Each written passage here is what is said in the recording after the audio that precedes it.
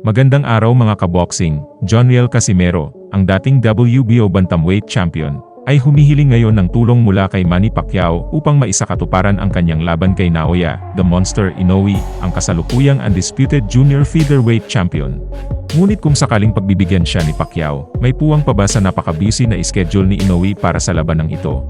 At higit sa lahat, bakit nga ba tila desperado si Casimero na makuha ang laban na ito? Tara, pag-usapan natin! Bago tayo magsimula, sana ay i-like nyo ang video na ito at mag-subscribe na rin sa ating channel. Salamat sa inyong suporta. Malinaw na hindi lang ito simpleng laban para kay Casimero. Ito'y isang laban na may mas malalim na kahulugan. Kamakailan lang, sinabi ni top-rank promoter Bob Arum na mas legendary daw ang career ni Naoya Inoue kumpara kay Manny Pacquiao. Parang gustong patunayan ni Casimero na mali si Arum. Ang laban na ito ay tila isang pagkakataon para kay Casimero upang mapatunayan na kaya niyang talunin ang itinuturing na isa sa pinakamahusay sa kasalukuyang henerasyon ng boxing. Ngunit upang mangyari ang laban, tila kailangan niyang makuha ang suporta ni Pacquiao. Sabi ni Attorney Ed Tolentino, isang batikan na boxing analyst.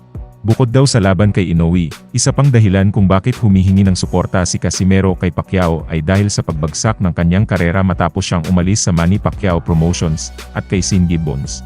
Sabi nito, na nang siya ay nasa MP Promotions pa, hawak niya ang WBO Bantamweight title at nanggaling pa sa isang knockout victory laban kay Zolani Titi. Isa sa pinakamagandang laban ng kanyang career. Noon, maganda daw ang kondisyon ni Casimero dahil sa tulong ni Memo Heredia at mahusay ang kanyang training sa ilalim ni Nonoy Neri. Ngunit nang iwan niya ang MP Promotions matapos ang laban niya kay Guillermo Rigondo noong 2021, tila unti-unti daw nagkagulo ang kanyang karera. Sabi ni Attorney Tolentino, mula 2021 hanggang 2025, nasaan na nga ba si Casimero ngayon? Una, hindi na siya world champion. Pangalawa, siya ay banned sa Japan Boxing Commission dahil sa weight issues. Pangatlo, ang kanyang world ranking ay bumaba, at nasa number 7 lamang siya ngayon, ibig sabihin wala siya sa posisyon upang lumaban sa isang world title fight. Nawalan siya ng direksyon, matapos siyang matanggal sa MP Promotions. Ang pinakamalungkot na bahagi ng kanyang career, ay nang matanggal sa kanya ang WBO Bantamweight title noong 2022. Dapat ay lalaban siya kay Paul Butler, ngunit dahil hirap siya sa pagkuha ng timbang at gumamit ng sauna para magbawas, hindi natuloy ang laban. Sa halip, si Jonah Sultan ang ipinalit sa kanya, ngunit natalo rin ito kay Butler. Kalaunan, si Butler naman ang lumaban kay Naoya Inoue noong December 2022, isang laban na sana ay kay Casimero. Ngayon, maraming haka-haka kung pagbibigyan ba ni Manny Pacquiao ang hiling ni Casimero na gawan ito ng paraan upang makalaban si Inoue. Ngunit nakakalungkot isipin na hanggang ngayon, wala pang tugon mula kay Pacquiao.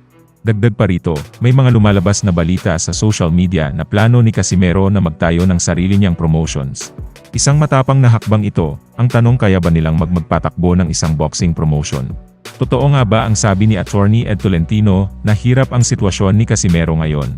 Na kung hindi niya makukuha ang laban kay Inoue, kailangan niyang humanap ng ibang paraan upang umangat muli sa world rankings.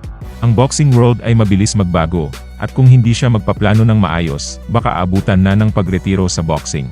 Muli, ang laban kay Inoue ay hindi lang basta laban para kay Casimero, it's a statement.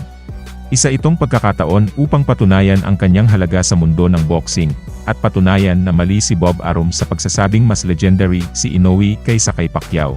Ngunit ang malaking tanong, may magagawa ba si Pacquiao para matuloy ito? At higit sa lahat, kaya pa bang iangat ni Casimero ang kanyang karera? Mga kaboxing, ano sa tingin nyo? I-comment na yan sa baba at babasahin natin. Pero bago yan, sana ay suportahan nyo ang ating munting channel sa pamamagitan ng pag-like, subscribe, at pindutin na rin ang notification bell para updated kayo pag may bago tayong upload na videos. Maraming salamat po.